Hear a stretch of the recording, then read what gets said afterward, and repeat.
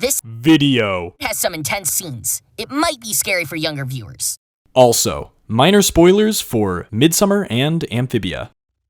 Has this ever happened to you?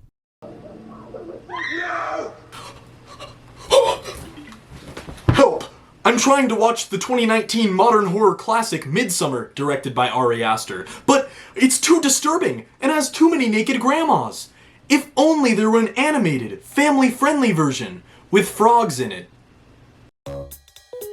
Seriously, how did we get here? So, if you're uncultured and haven't seen or heard of Midsommar, it was a big splash in the great modern wave of elevated horror, which basically means it's scary and weird.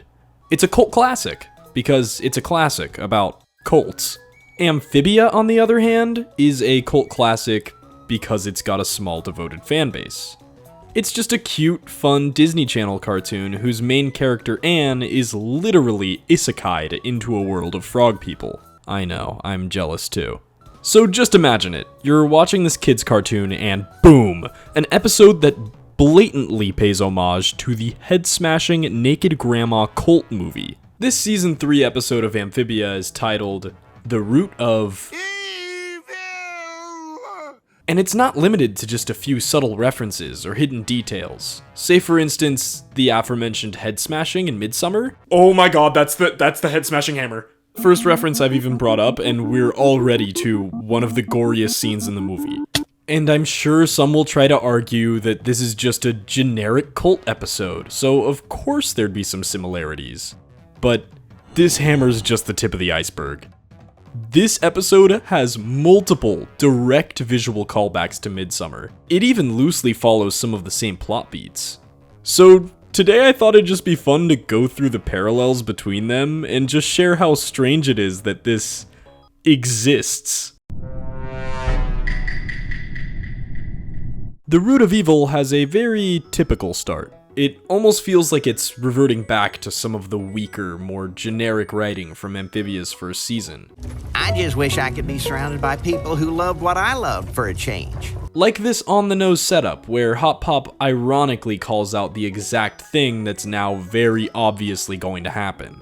But to follow that up with, "Hello, Midsommar episode," makes for a really funny bait and switch. Okay, so the Planter family then stumbles into this strange little village called Gardon, which has oddly familiar clothing and architecture. They're then greeted by this guy. Name's Horace. I mean, come on, they're referencing even down to the accents. Who is this for? Next, this jacked axolotl steps on a flower and...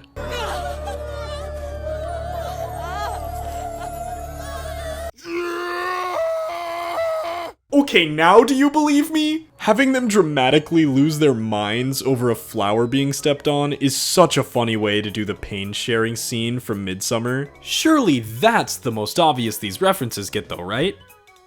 Right? So, in a fun and clever twist that really blends all these mismatched parts together, a Season 1 villain returns. A mushroom played by Jim Rash, aka Dean from Community, aka Apothecary Gary. This hive mind mushroom has taken over the old Season 1 friend, Jeremy the Beetle, and he's controlling the townsfolk, apparently consensually. Which is why they all wear these hats to conceal their mushrooms, which is kinda cute.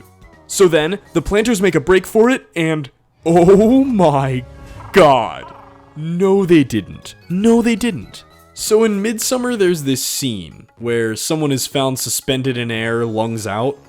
I guess it's called a blood eagle. Anyway, here's this Disney show casually paying its respects to a method of ritual execution. It's honestly awesome. It's just so out of pocket for something on Disney Channel. I love it. And somehow we still have one left. Evil Dean Mushroom finds them and suspends them in air like their snail. Then, oh no! The even worse bad guys show up and start murking Gardon. Our heroes make their escape, and Hot Pop here feels bad, cause the cult people like plants like him. Obviously they go back and help them, even though they're freaks. And now the Gardon villagers fight back against the cool frog robots.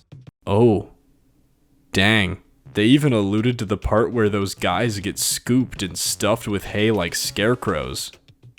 So yay, the day is saved! Jim Rash Beetle is cool now, even though he's still possessing a whole village. It's okay, they're into it, I guess. And wow, what a weird thing that happened. I would give so much to hear what Ari Aster thinks of this.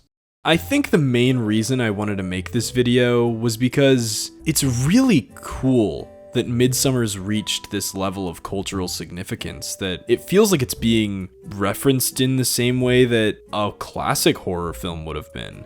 I mean, obviously we give it the modern classic moniker because it's still so new, but the fact that it's so quickly cemented itself in horror history as something special to the extent of having an entire episode dedicated to it on Disney Channel is insane. You wouldn't expect that for anything that's not 30 years old. It's just really cool. It's cool on Midsommar and Amphibia's part. And it's just really weird. Like, we're seeing a show from what feels like a much younger, nerdier generation getting to make references for that generation. Things that we grew up with, things that we loved. And I just think that's really cool. Amphibia is definitely not for everyone, but if you're on the fence, maybe check out my previous video where I touch on it and go more in depth with my thoughts. And while we're at it, I also did the same with Midsommar in this video. Funny how these bridges crossed. Anywho, I hope you liked this one. It was a little more chill than my other stuff. I wanted to test the waters with an easier, shorter video. If you like it, let me know. Maybe by liking the video. If you subscribe, I'll think you're really cool. And remember, I'm just a frog with plenty more videos to come. Stay tuned.